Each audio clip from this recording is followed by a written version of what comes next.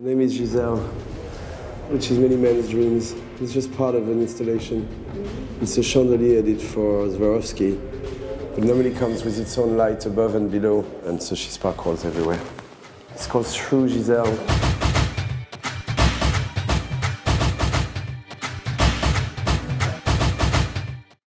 I had started working as a PR up in the press office. It went really well. I hated it. I had nothing to do with PR. I had my own office already for Sibila, as a Spanish designer.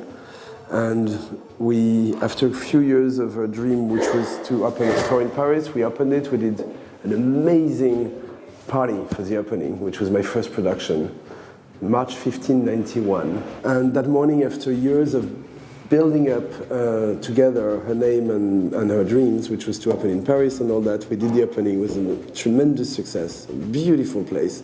She came into the office really early in the morning, went to the kitchen, had a coffee, and she said, you know what, I think it's time for me to quit. And I was like, what? And instead of that, I said, okay, I'll stick to do what I really enjoyed towards the past few years, which was art directing and producing the party we just did last night, or the show, or the events, or whatever. Make a long story short, being known here very quickly as a PR, designers would offer me to take on the collections and the PR for them, but none of them would say, hey, do my show. So it's like, you know what, let's go to New York.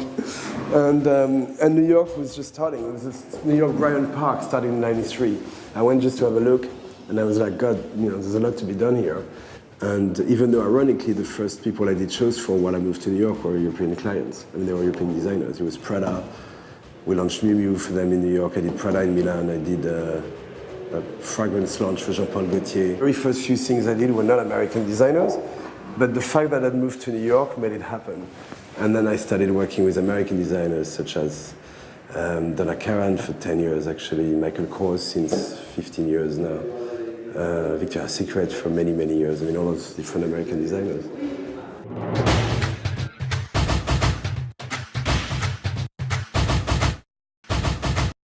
I'm attached to people, not so much to things. I don't really care about, you know, it could be in Spain tomorrow, it could be anywhere. It doesn't really. And ironically, what you say, I mean, well, I'm not really a set designer, but I also happen, yeah, I guess, to design sets and stuff, which lasts 10 minutes, remember? So that maybe helps me having no attachment to any physical or material things, really, because everything I've done in my life so far has lasted 10 minutes. You know, I used to cry when I see set, you know, like, sets been destroyed years ago. Now I cry for different reasons. I cry when I see them being destroyed because I don't want them trashed and I find it a waste and an environmental nightmare.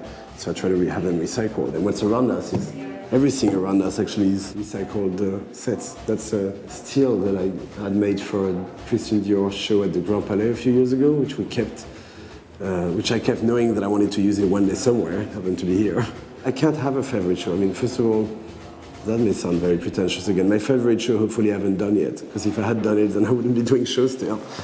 And then besides that, then I think the most interesting part of what I do is the diversity and the fact that the so ephemeral is also the quantity. So you cannot have a favorite show. Like, I don't think I could ever have a favorite show.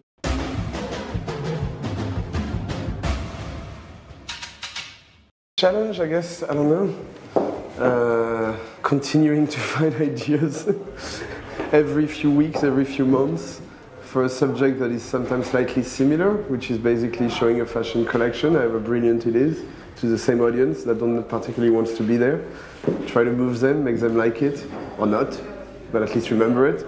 Extremely maniac anal planner, but I really am. I mean, try to plan every quarter of a second of every show, but then at the end of the day I also try to plan the fact that there could be spontaneity, especially when it comes to human things, to the models or the singers or the whatever, I mean the performers. All you try to do is make people understand or get a message and try to provocate an emotion. I mean, for as long as I can be inspired by what the great designers around me do and be able to help them, I think I will. What I would love to is continue to add on other activities. I mean, I started designing furniture at first because at some point I thought it was a good exercise to try to design something that would last more than 10 minutes. Then I designed a few spaces for me and then for others. I did a restaurant, a club, a hotel room, installations, which I would love to continue doing. I'd love to explore even, I mean, there are so many other subjects I'm incredibly happy to explore. And you know what, why not a film one day and why not cooking the other? And I mean, but I wouldn't get rid of anything else, of anything I do. I would just add on the layers and keep on adding the layers.